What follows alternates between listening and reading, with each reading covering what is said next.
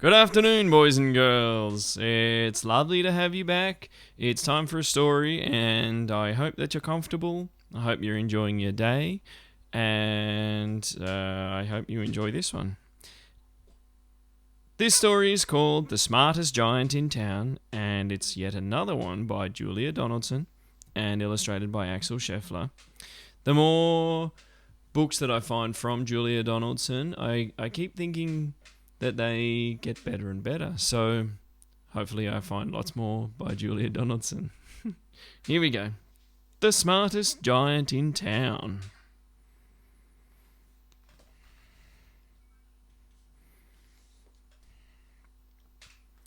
The Smartest Giant in Town. Written by Julia Donaldson and illustrated by Axel Scheffler. Yeah.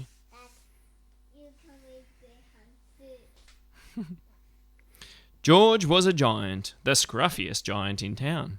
He always wore the same pair of old brown sandals and the same old patched up gown.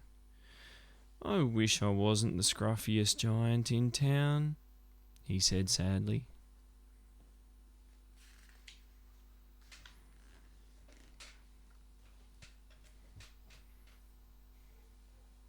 But one day George noticed a new shop. It was full of smart clothes. So he bought a smart shirt, a smart pair of trousers, a smart belt, a smart stripy tie, some smart socks with diamonds up the sides, and a pair of smart, shiny shoes. Now I'm the smartest giant in town, he said proudly. Imagine having more than one giant in town. George left his old clothes behind in the shop. He was about to go home when he heard a sound. On the pavement stood a giraffe who was sniffing sadly. "What's the matter?" asked George. "It's my neck," said the giraffe. "It's so very long and so very cold. I wish I had a long, warm scarf."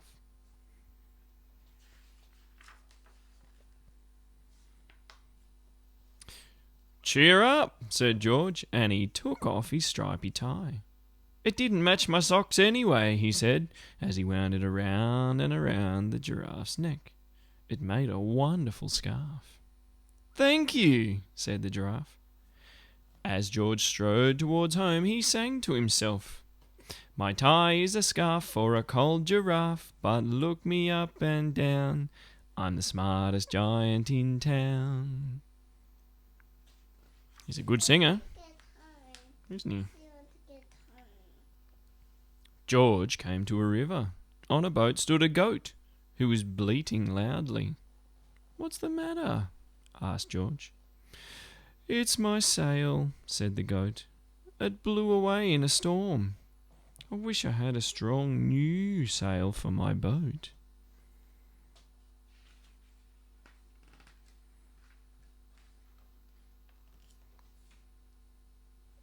Cheer up," said George, and he took off his new white shirt. "It kept coming untucked anyway," he said, as he tied it to the mast of the goat's boat. It made a magnificent sail. "Thank you," said the goat. George strode on singing to himself. "My tie is a scarf for a cold giraffe. My shirt's on the boat as a sail for a goat. But look me up and down. I'm the smartest giant in town." George came to a tiny ruined house. Beside the house stood a white mouse with lots of baby mice. They were all squeaking. "What's the matter?" asked George. "It's our house," squeaked the mother mouse. "It burned down, and now we have nowhere to live. I wish we had a nice new house."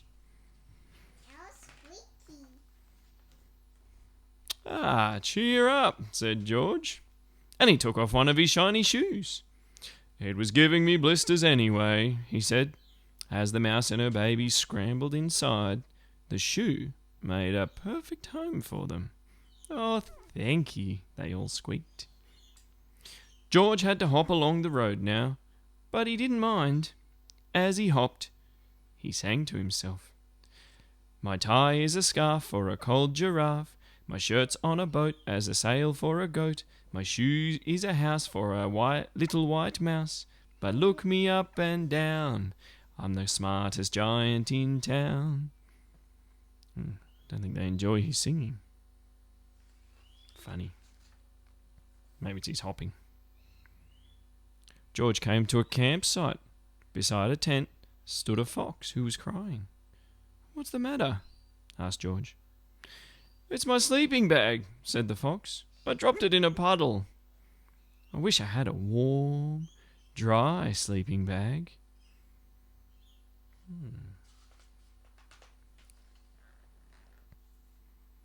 Cheer up, said George, and he took off one of his socks with diamonds up the sides. It was tickling my toes anyway, he said. As the fox snuggled into it, it made a very fine sleeping bag. Thank you, said the fox. George hopped on, singing to himself. My tie is a scarf for a cold giraffe. My shirt's on a boat as a sail for a goat. My shoe is a house for a little white mouse. One of my socks is a bed for a fox. But look me up and down, I'm the smartest giant in town.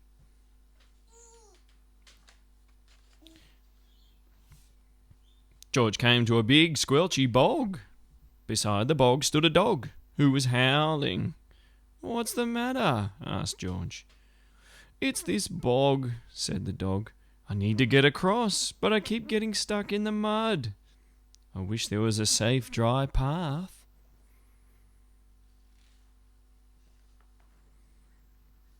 Cheer up, said George, and he took off his smart new belt. It was squashing my tummy anyway, he said, as he laid it down over the bog. It made an excellent path. Thank you, said the dog. The wind started to blow, but George didn't mind. He hopped on, singing to himself. My tie is a scarf for a cold giraffe. My shirt's on a boat as a sail for a goat. My shoe is a house for a little white mouse. One of my socks is a bed for a fox. My belt helped a dog who was crossing a bog, but... Oh dear. My trousers are falling down. I'm the coldest giant in town. Suddenly George felt sad and shivery, and not at all smart. He stood on one foot and thought, I'll have to go back to the shop and buy more clothes, he decided. He turned round and hopped all the way back to the shop. Poor George. But when he got there, it was closed. Oh no, cried George. He sank down onto the doorstep, and a tear ran down his nose. He felt as sad as all the animals he'd met on his way home. Then, out of the corner of his eye, he saw a bag with something familiar poking out of the top. George took a closer look. My gown, he yelled. My dear old gown and sandals. George put them on. They felt wonderfully comfortable. I'm the coziest giant in town, he cried, and he danced back home along the road.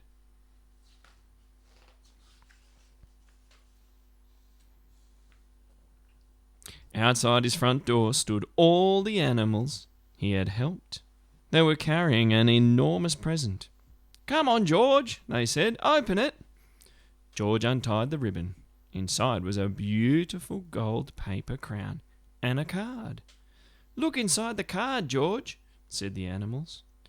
George put the crown on his head and opened the card. Inside, it said, Your tie is a scarf for a cold giraffe. Your shirt's on a boat as a sail for a goat. Your shoe is a house for a little white mouse. One of your socks is a bed for a fox. Your belt helped a dog who was crossing a bog. So here is a very fine crown to go with the sandals and gown of the kindest giant in town.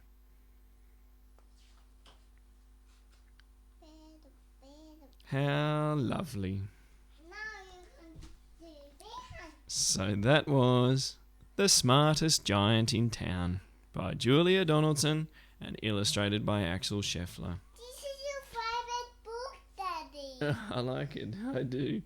Like behind. Thanks, everyone. See you next time. Bye.